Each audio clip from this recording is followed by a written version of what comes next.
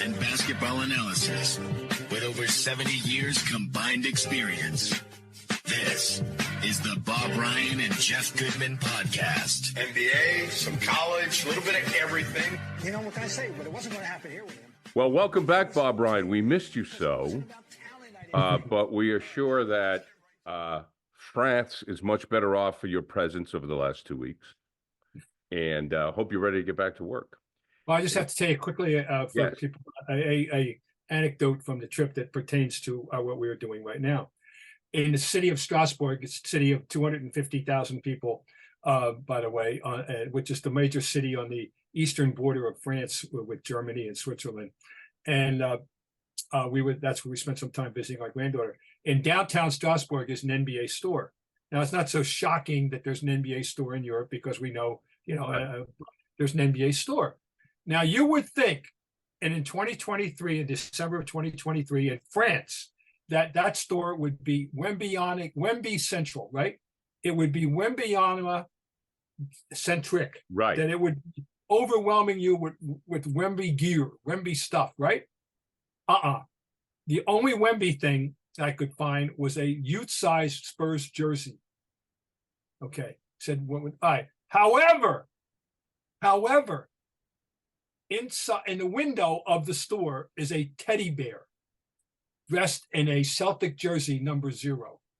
Inside the store is a larger, I forget what it is, a mannequin with number 0. He is the featured person, Jayson Tatum, and the Celtics are the featured team, not the Wemby team, which I just found fascinating. And in fact, I even had to ask the guy. I didn't see anything for I didn't even see the Spurs jerseys at first. Right. And he took me to the back of the room, and held up the pint-sized jersey, youth size, and that was the only Wembanyama. I couldn't believe it. Yeah, but that's the Celtics funny. were well That's featured. All right, so there we go. Well, no, but the Celtics, the Celtics, the Canadians, the Cowboys, the Yankees. I mean, those always national. Yeah, right. It's just fascinating. But I just fascinating. Can't believe that they're not pushing Wemby in the NBA store in Strasbourg. That's all. Right, or Golden State or Steph, but the fact that it's Tatum is cool. And we are brought to you by what's that? There we go. There we go. We are brought to you by FanDuel, the exclusive wagering partner of the CLNS Media Networks. Score this NFL season with FanDuel, America's #1 sportsbook. Right now, new customers get $150 in bonus bets with any winning $5 money line bet. All right, let's get to the Celtics. You've caught up with them. Gary Washburn, your colleague, and someone who has followed in your footsteps at the Boston Globe, who I think, by the way, is one of the most underrated NBA writers working today. I just want to say because he's not loud. He's not a guy that brings a lot of attention to himself, but I think he's outstanding. And I thought he wrote a terrific article this weekend when he made the point, Bob, that the Celtics last year were 20-5, and this year they're 20-5. We'll get to the undefeated at home in a minute, but boy, how these two teams are totally different. Well, I read that with great interest, and I have great respect for Gary, and I agreed with him to about 80%. Okay. I'm not sold 100% yet that they've conquered this, whatever you call lassitude, this sloppiness. Even last night, it was so fun. Yesterday afternoon, I should say, it was. If you recall, they were up by. Talking about the win over Orlando. They went up by 15 late in the half. Right. And immediately had 2 egregiously sloppy turnovers. One was on a handoff. One was on a pick steal. And when they could have gone up by 19, it was 11. And later on, they got a little sloppy, went down to 6. And then that's when Brown took over the game, when it got down to 6, by the way. Okay, point being, I was yelling at the screen with those 2 turnovers. No, not this again. I do have a fixation about how you finish the half, the quarter. Right. I admit that's one of my little good basketball pet peeves. You got to finish it. And I just, God, please do not give me. Honest to God, I felt like I would have called, and it was something earlier in the game that I would have called timeout to say, hey, boys, they were up, they had been cruising, going great. Then they got sloppy for a couple of possessions. I would have called timeout, that's me, and said, boys, cut the crap. Don't get sloppy. You got this lead for a reason. Don't think game's over. And definitely don't. I really, really like what Orlando was doing. As if I were an Orlando fan, that's a growth stock, that team, I think. And so I got respect for them and the way they're being handled. They're approaching their job. And so anyway, that's all. I'm not ready to go quite as far as Gary in saying they're completely different, but they are markedly different, and they are more encouraging, and it is a more meaningful 20-5 than last year's 20-5. So that's all. But I'm stopping a little short of Gary's full endorsement. That's all. Is that a Celtics problem? I'm asking this. I'm not debating this, but is that a Celtics problem or is that an NBA problem? Does that happen with every team? Oh, I think it's definitely it's something that almost anybody is susceptible to. No question. You just like to be different. That's all. I mean, let's face it. You, me, anybody who's interested enough in basketball to be part of our wonderful audience cares and understand. We have set a high bar for this team. They have put themselves in a position that the way that this team has evolved in the last in what we're going to call the Brown Tatum era, Tatum Brown era. This is what we're in. We're in a historical era. The Celtics, they can be easily broken down into very discernible eras with certain players as the marquee, going back to 1946 for God's sake. But certainly since Cousy showed up in 50, okay, and this is the Brown Tatum era. Now it has resulted in a lot of nice, fun games and a lot of highlights, but not a title yet. And that's the bar that they have to. That's the goal here in Boston. We know that, even though we've only had one championship in 37 years. By the way, people that was in 2008, but still the bar is always there for the Celtics. They have wandered into a team's culture and history that they have been, they're part of now. So I think I'm answering your question. Yeah, almost any team's susceptible to it. This team is so good and at its best. They are so talented and capable of such greatness that we just don't want to see them susceptible to that. That's all. Okay. Were you a columnist? You were a columnist, I believe, in '86 when they lost one game at home, correct? No, I took the torch from Dan. I was the beat man. But you were beat man in '86. Dan Shaughnessy, the chain of events began in January of 1986. Peter Gammons left the Globe to go back to Sports Illustrated. He had been there once before. And we wasn't even writing baseball, believe it or not. That's how stupid they were when I got him the first time. He went back to Sports Illustrated. At that milli instant, I know my friend Dan Shaughnessy put his hand up, even though he was covering and knew he was covering a great basketball team, a potentially great one and a very good one. I want baseball. That's in his blood. That's Dan Shaughnessy's home base. No question. There's no argument. Basketball is his second, but not his. It's baseball. Okay. So he got the job, and he finished up the road trip in February, the famous February road trip. And I took the torch back from him, having given up the team in '82 over to him when I left the Globe to go to television, by the way. Right. And that time, I came back in '84, and I was a general NBA, at large guy. I was Gary Washburn. Right. To Dan's, to Adam Himmelsbach's stand. Right. Okay. I was Washburn, and I did the NBA in general, blah, blah, blah. So I got the team back. And so I finished up that season from the February until the game 6 against Houston. So now Dan has written a tremendous book that called I wish it would never end. I wish it would never end. But I like to have to kid him. I said, I finished the job. Well, do you see, I have to be careful how I phrase this, but when I think, and again, we know it's early, but with technology, we talk about things that are happening today. The Celtics are 14-0 at home. That team at home was, as we know, the '86 team was unbeatable. They lost one game. And is it possible for this team to accomplish something similar? I find it hard to believe because I have such an exalted opinion of the '85-'86 team, which, by the way, technically speaking, was 37-1 here and 3-0 in Hartford, just so people know. In those days, they had 3 games. Right. They were 37, and that loss was against to Portland in this early December, and they were down and they came back and they took the lead for one possession in that game, and then Portland stormed back and beat them. The Flying Burrito Brothers, as Dan called them. It was Jerome Kersey and the guard. I forget. It'll come to me. But anyway, that was the Portland team that beat them. They beat them in early December, and their second when they got into gear, they hit high gear in January and never took the foot off the pedal. Right after that, and it was a home game against the Lakers in which Walton came off the bench and blocked the Kareem shot, and the place went crazy.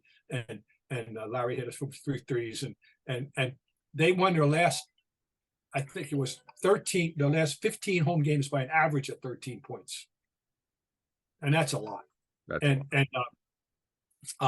So they that team, that's a high bar to say that they're going to go undefeated at home. Well, but it's something to shoot for naturally. Does that tell you anything about this team? I mean, the home court advantage. Obviously, they're very comfortable. That's one thing I've noticed about this team this year is I think they're very comfortable in their own skin. I think Tatum is very comfortable. We're going to get to Brown in a minute. I want to talk about him specifically. Everybody seems to be comfortable in their own skin and very comfortable at home. Yeah, and the guards, by the way, are part of that. And Holiday's everything we thought. Holiday, no false advertising with Holiday. He's in a town where we have Hill Holiday.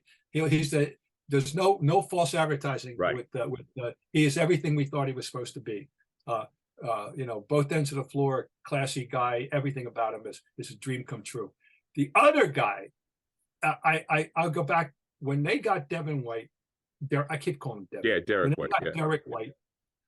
I said, "Oh, okay, interesting." I knew there was such a guy in the league as Derrick White, but I had paid no attention to him. And I went and looked him up. And I said, "Oh my God, he averaged 14 last year. I had no idea, And now I watch him play, and of course, we know he had a great start, and not such good. And now we see him absolutely at his peak of his career. And you know what he reminds me of? I'm trying to find a proper. He's like an efficient butler, and any household job you need, he can take care. He goes about his business unobtrusively, but efficiently. That's Derrick White, and what just a solid player he is. I'm trying to think. You may remember when you say an efficient butler. I gotta find my phone here. I don't know if I'll. Oh, it's under the paperwork. The butler in the film with Dudley Moore, Arthur. Oh, Arthur, yes. Yeah, the British actor. His name escapes me, but he was like that. He got him on the road. He got him on the right path. But I understand what you're saying.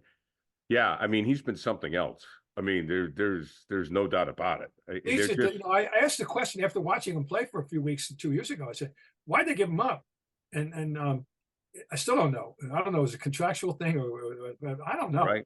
I don't know. I'm very happy he's playing the best basketball of his career here. There's no doubt about it. I mean, in my opinion. I love when he gets a steal and takes off, and his finishes are his offhand. His left hand is tremendous. I mean, there are pros. Obviously, they're pros, and they all should have a good offhand. But obviously, some are better than others. His is really good, and he squeezes himself into situations going to the hoop, which I said, "Oh, he's going to be it's going to be stuff down his throat." Nope, doesn't happen.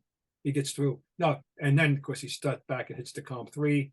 Makes the great bounce pass on the pick and roll. He just touches all the bases. I love this guy. Bob Bryant tweeted over the weekend, "Stop worrying."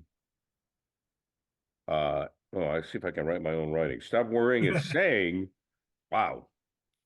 I was going to ask you about load management, but the other one was the other tweet had to do with Jaylen Brown. You had a tweet on Jaylen Brown.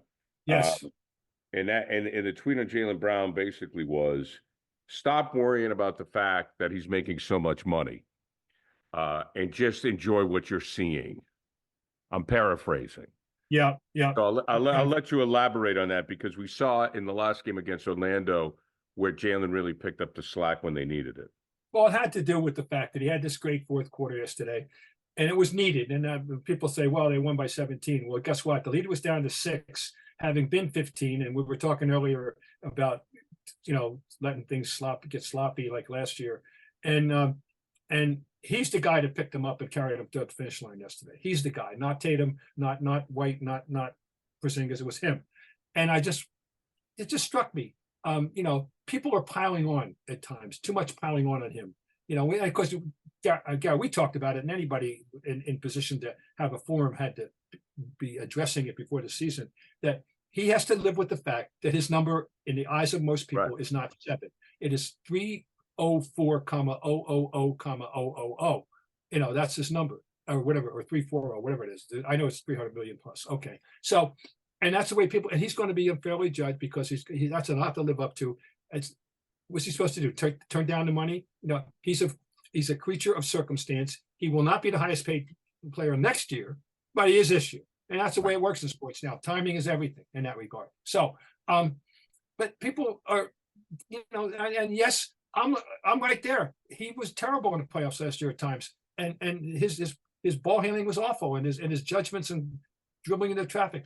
He's improved it somewhat, not 100%, but he's improved it somewhat. But all I wanted to make a point is that guy carried him yesterday, and he's damn good. He may not be perfect. No, he's not. He's still got something to work on, but he's awful good. And let's just give him credit for that. And I think, on a day when, frankly, he picked him up and carried him across the finish line, he deserves credit. That's all. I just want to, I know the haters, not haters, but the naysayers are out there, and people, and I really do blame talk shows and the mentality that evolved over the last 30 years in American sports fandom, that everything is so championship centric. You got, and when you play in 82 games, you want them to be enjoyable games, right? And this team has given us a highly enjoyable season, as have many other Celtic teams over the years. And this guy's an integral part of it. And let's just lay off. I appreciate what he is, and I know it's hard for people to get past the money. I understand that, but you got to do it. What I appreciate about his game this year as opposed to last year is he seems to be playing freer to me. He's just letting it happen. Where to me, Jaylen Brown, the issue he had last year is I thought it was a little bit psychological. I thought it was psychological, to be honest with you, because I think he's had a very hard time figuring out who he is because of what you're talking about. He's a top 3 pick. He's compared to Tatum. He feels he has to be as good as Tatum. All of these things. We're still talking about guys that are in their 20s. We're still talking about kids. So to me, when Jaylen went through the slump, he was trying to figure out who the hell he is. Like, what is he, right? Yeah. This year, I think he knows who he is. Well, yes, he's flawed with the ball handling, but when Jaylen Brown plays his ass off, I'm good. And this year, he is playing free to me. He is playing with, I should say over the last 3 or 4 weeks, he's playing free.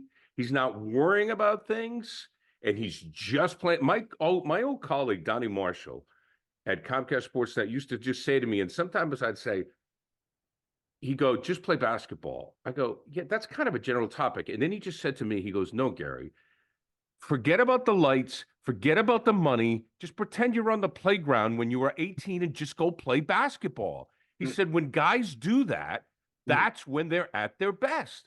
And looks like to me, that's what Jaylen Brown is doing right now. And you saw it against Orlando.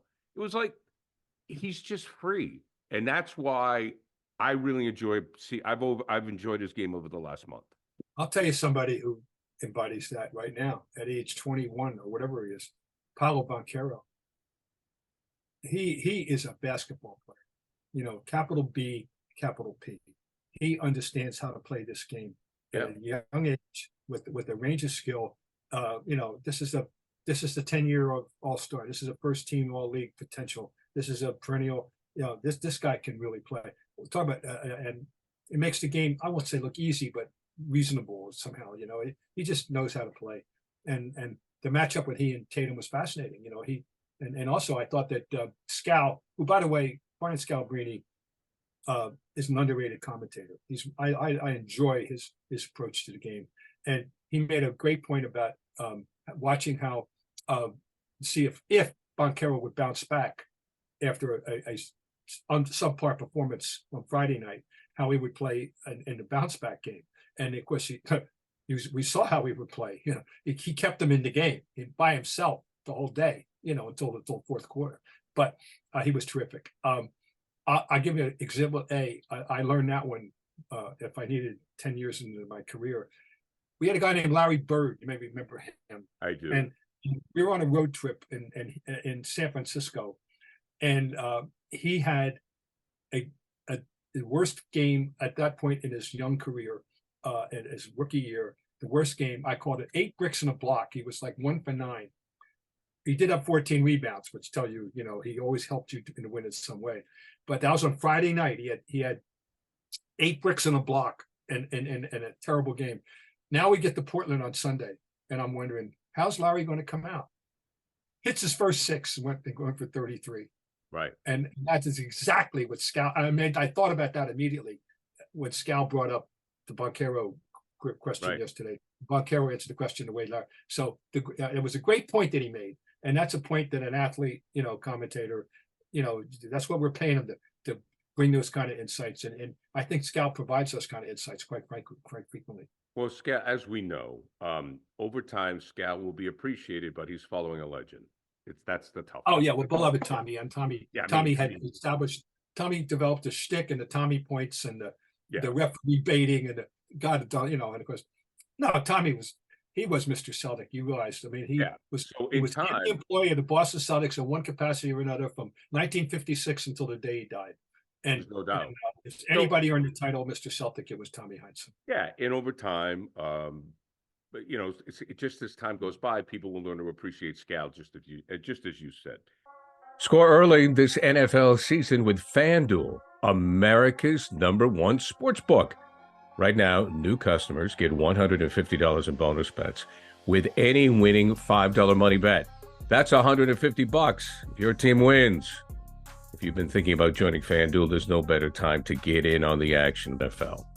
The app is so easy to use. There's a wide range of betting options, including you got spreads, you got your player props, you got over-unders, and more. So visit FanDuel.com/Boston and kick off the NFL season. FanDuel, official partner of the NFL. Okay, let's talk about some platooning here. Between Tatum and Porzingis, your thoughts on this, because we're talking about load management, Bob. And the commissioner had some thoughts on this that I'll get to in a minute. But, with Porzingis, you want to take care of this guy, and obviously they're a different team with him, on back-to-back nights. Do you say, Porzingis, you're going one game, Tatum, you go the other? This is what they're going to have to figure out. It's a fascinating thing. With Horford, we understand why at age 37, it's advisable. I'm disappointed that at age he is mid-20s. He's older than people realize. I know he's been around, but still, at his age, you got to do it. But he is fragile, and when people talk about the final potential of this team, the potential, the championship potential of this team, it's got to include Porzingis being available when they need him most. And his history is that you can't count on that. We cannot count on that yet. And so it's a tough decision. A very, very tough decision. And so I wish it weren't the case. I wish all we had to worry about was Horford, and that would make sense, but this is why we're paying, Brad and Joe the big money, figure it out. I don't know. I don't have the answer. I'm going to sit back and watch and see how it plays out. I think it's something you're going to have to. They got to manage it. Yeah, they do. And it's a shame that it's an issue because of Porzingis is still relatively young age. Well, he's fun to watch. Let's face it, Bob. You have been very clear about how you've changed your tune to Porzingis. When the Celtics have Porzingis, it's a fun game. It's inside, it's outside, it's threes, it's block shot. He's got versatility. How about that dunk yesterday on that when he ran up over 2 guys and he can do stuff. He's a threat there. That was the biggest threat offensive thing that Robert Williams could do, and we know he's forgotten now. And by the way, he's hurt, and I so bad. I want this kid to have a career. Robert Williams III, but the stuff that he did, they're making up for it, and Porzingis has helped them in a lot of ways. My vision of him was completely wrong, and I'm so happy to confess to that. I'm so pleased to be proven that my initial reaction was totally wrong. Adam Silver, who right now has a lot of credibility because of the success of the in-season tournament, has commented on load management, and the league has paraphrased, if you will, that there is no data that supports that load management prevents injuries. As a matter of fact, there's some theories that by sitting a player too much may lead to injury. I do think that the in-season tournament was great because it prevented teams from falling back on load management. And the league has obviously taken a stand where, like, look, people are paying good money to see these games. Guys are going to play. But what's your theory on what Silver is saying about the load management data? Well, if I'm not mistaken, and I'm not the expert on this topic with him, this is a bit of revisionist history, is it not? That he is now saying that the data doesn't exist, data doesn't exist, when I got the implication when they, that it did. So this is why I'm a little bit confused. And happy though that he's leaning now in the side of making these teams play these guys, and so I'm totally on board with the idea. But so how he arrived at this conclusion, I'm a little bit curious. That's all. Money about the money, Bob. It's right. always Oh money. yeah, of course. Oh, why that? That's why. The how is another matter. Well, I think what everybody saw, Bob, and you and I both admitted we were going in with open eyes, no opinion. But the in-season tournament was a fantastic success. People loved it. It was great basketball. People were watching it, and the product was great. And the reality is, when you pay for season tickets, and this is, I think, what Silver has learned in doing a 180, whatever, they've come to this conclusion. Bob Ryan pays for his season tickets. The guy's got to play. Yeah. You know what I mean? I mean, it's still commerce. This is still a business. The NBA fan is the customer. Bob Ryan goes to the game. He's paid very good money, hundreds of dollars to see these guys. Oh, yeah. They expect to see the player. It's just like, I mean, I mean, on occasion on Broadway, you'll go to see the star and the star's out because he's sick. Okay, that's one thing. But like, if you went to see, Les Mis, and Jean Valjean said, I don't feel like playing tonight, people be pissed. No question. I mean, if you think about it, this is legit. This is the way it should be done for the customer. Well, you and I and people older than us grew up, it wasn't even a remote issue. It was never an issue in the Larry Bird, Michael Jordan, Magic Johnson era. It didn't exist. Guys wanted to play 82 games, and they were disappointed when they didn't. And it wasn't even a remote thought. This is something that's crept into the game gradually, and Pop started really got the trend going when he and hitting it head on when he would sit Duncan down, and what was the phrase he used? DNP something. He came up with a funny thing about. Oh, I Duncan. know. Yeah. But that was Pop. Pop is the one that started. He started it all because of Duncan. I know. Yeah. Oh, yeah. And so, but you're absolutely. I mean, if I'm Exhibit A is right now about somebody, I'm sure Joe Fan putting out the big money, taking the family, taking the son.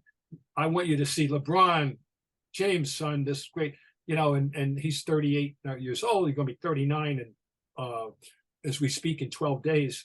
And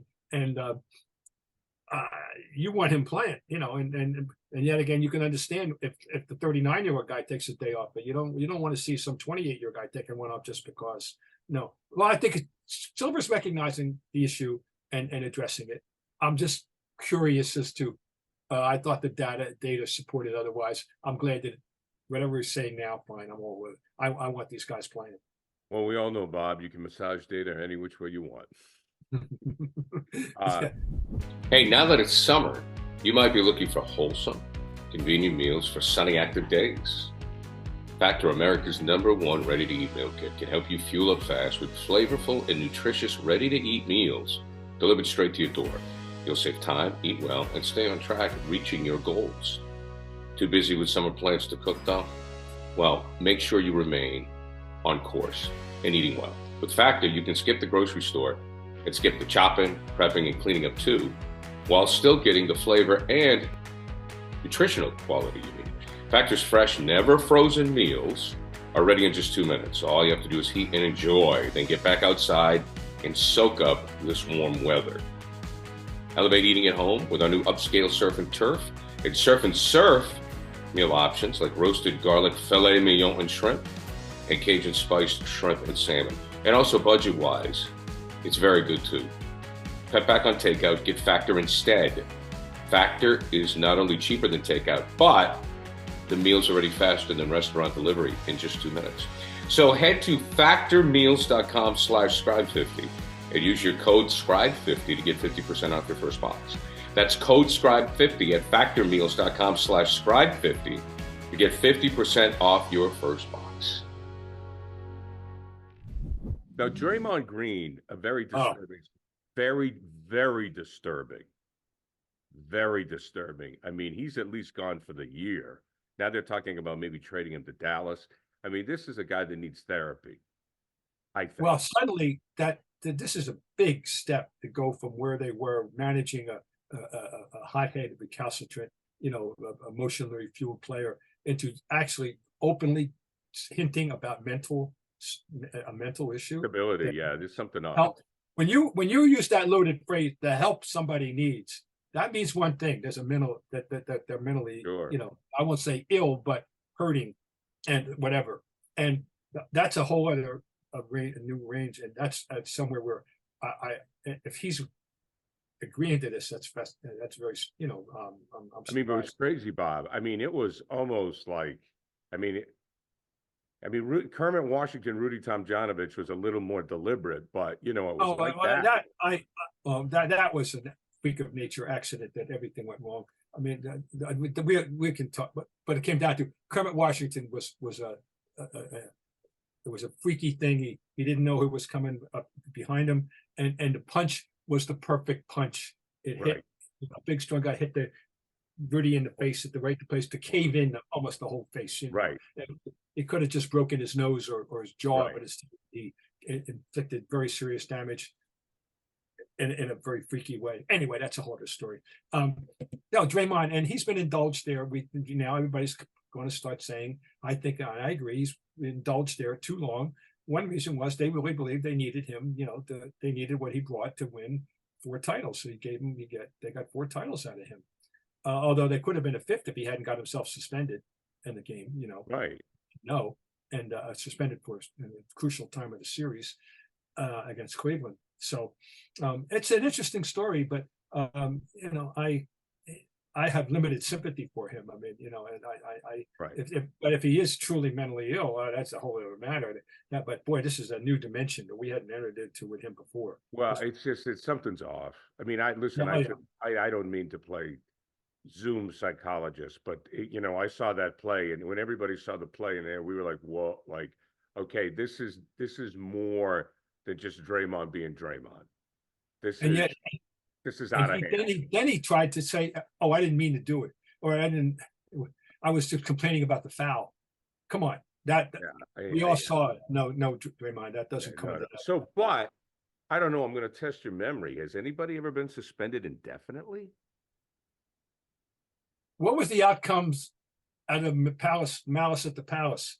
I'm trying to remember what the outcomes were there. They weren't, but they eventually got games. I mean, there was they eventually got games, and there was a hearing. But when you say indefinitely, to me, that means we're stepping back. We're going to take a long, hard look at this picture. Like, I don't think it's just going to be a hearing, is what I'm saying. Yeah, no. Well, he's big. No, it's not good. Well, yeah, it's because if you just step back, the things he does bring to the table in a basketball sense, we're very good. And terrific. I like this guy at Michigan State, and I didn't understand how he could beat a 35th pick in the draft to start with, which is what he was, by the way. And when he was worthy, and he proved that was ridiculous. And the next question is, people are actually legitimately talking about him in the Hall of Fame, which I'm stepping short of that, but he'll definitely be nominated, I would think, and although depending on what the outcome of all this is now, he would have been. He was on a path. I'll put it that way. He had been on a path until we got to this particular point. So right.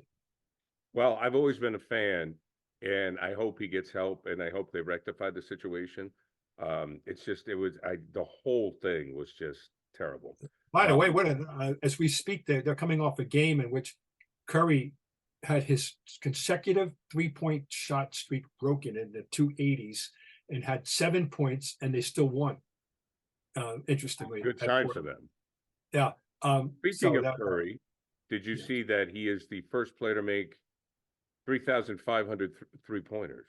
Oh, well, of course he is the symbol of the shot. Before him, you could argue Reggie Miller, you could argue, but he is the symbol of the shot. Bob, how about these numbers? He did it in 789 games, 511 fewer than Ray Allen. Oh no, he's the man. I mean, he is, and he's the most influential player of the 21st century because he has had an influence on the game right down to the youth level, and that'll never go away. I mean, the three is here to stay, and if it was, and he is the leading practitioner of all time. He is the symbol of it. He's the patron of it. No, that's it. And he's the most influential player of the 21st century. I don't see how anybody can argue otherwise. Well, I know that you're not. Well, I don't want to put words in your mouth, but I don't think you were a fan of the three. You got that right. I think I would do away with it. Bought into it and say it's here, but the 3-pointer from Steph Curry has changed the game in a wonderful way, an exciting way. It's just been good for business. Well, people love it. It's theater. Now, I keep pointing out to people that this is the gimmick of a promoter, Abe Saperstein. Right. And he put it in the American Basketball League in 1961. The league folded in the second year. The Eastern Basketball League, which was then the second best league in the world, adopted it. And then in 1966, the ABA, looking to separate itself from the NBA, was logical for them to pick it up, as well as the red, white, and blue basketball. Right. But they had it. And so you go. But it was the gimmick of a promoter. And we didn't need it. The game didn't need it. No one was. I mean, I'm old enough. There was no agitation in 1961 for the three. There was nothing. The game was going along just fine. Everybody, it was what it was. Nobody was agitating, but he put it in the game, and people, for reasons that elude me, but it's like a lot of things in life. Some people like to eat beets. I don't know why that is either. But so I'm fine. But beet salad, yuck. But anyway, with some gorgonzola, Bob, I'm right there, kid. Well, see, agree to disagree, but anyway, people love it. I understand that it's great theater, and nobody is more theatrical with it, with that mouthpiece hanging out, and he keeps expanding his range. I saw one 2 days ago that I swear to God, it was 10 feet past the arc. And, it's amazing. And he's got other people doing it. Trey Young. He shoots it from there. Trey Young. Guys, more and more guys are expanding their range. And I'm telling you, the 4 is coming. And I hope I don't live to see it. Yeah, I don't know. Yeah, I'm with you on that one. I don't know if we need the 4.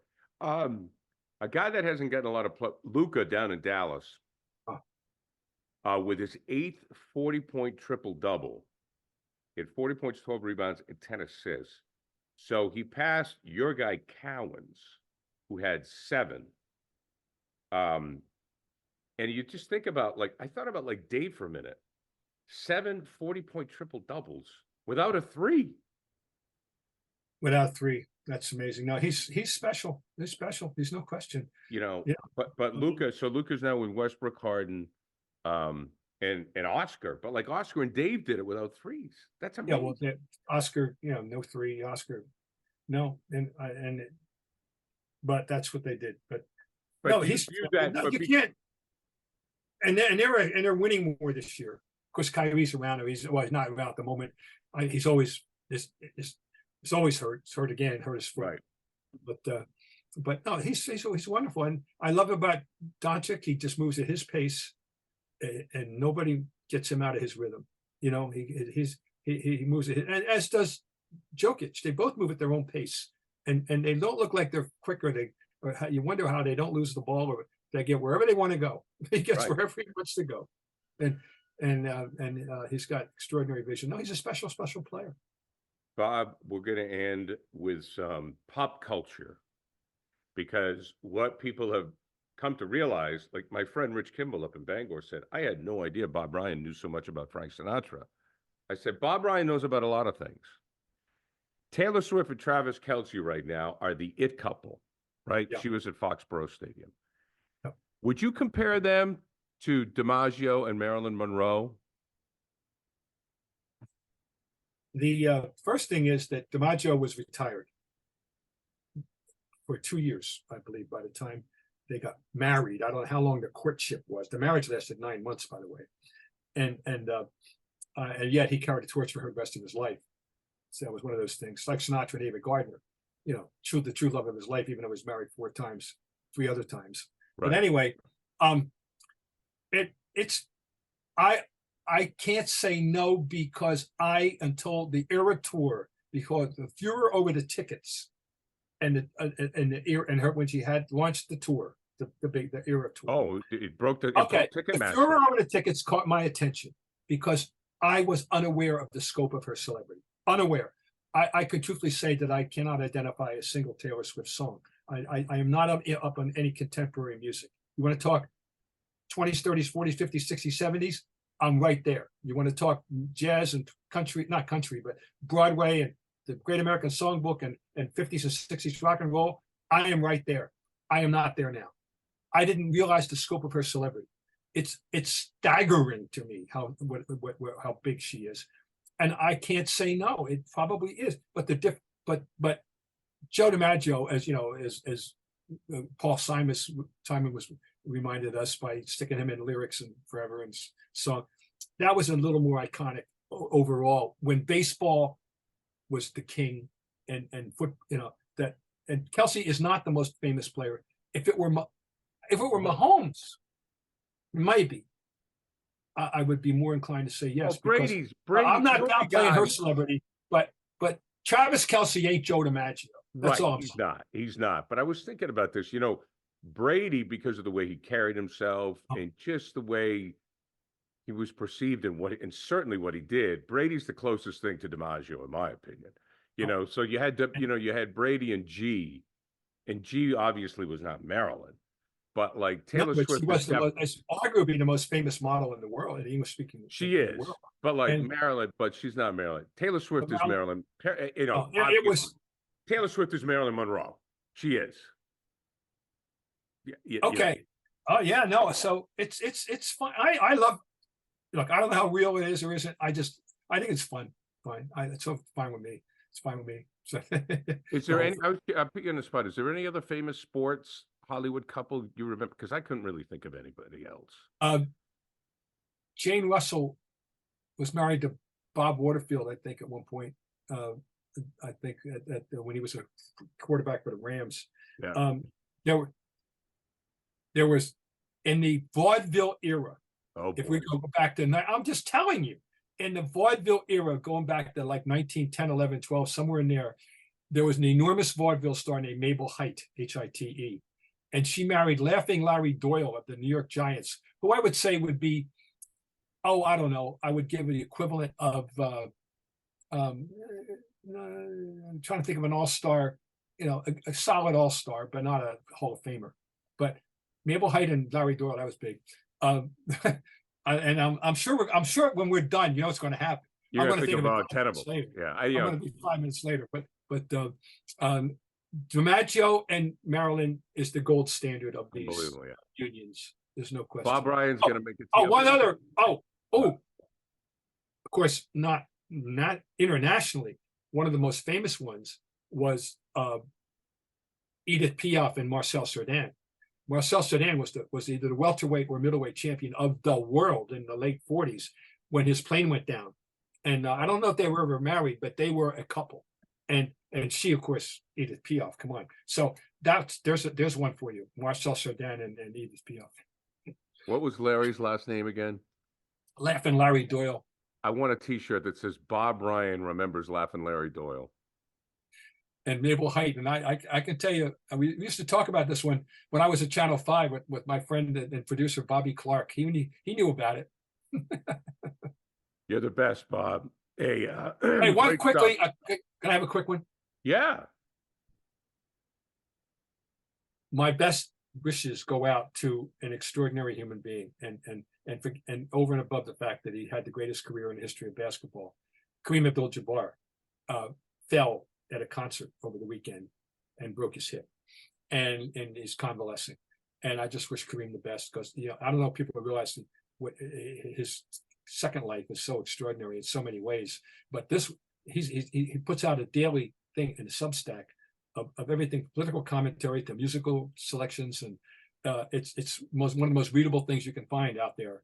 And I wish Kareem the best. But I'm reminded always, and my wife and I kid about this almost every day of our lives at our advanced age, which is the advice that Bill Russell told me to my face, the great advice on aging he got from Red Auerbach. 2 words: don't fall.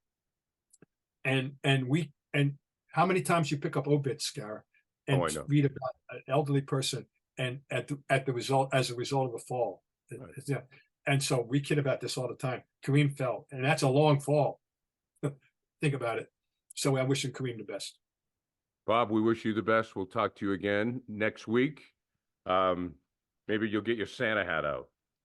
All right, Bob Ryan and Tanguay Ryan. What's ho ho ho? Sponsored by FanDuel, the exclusive wagering partner of the CLNS Media Network. Score this NFL season with FanDuel, America's #1 sportsbook. Right now, new customers get $150 in bonus bets with any winning $5 money line bet. All right, Bob, we'll see you.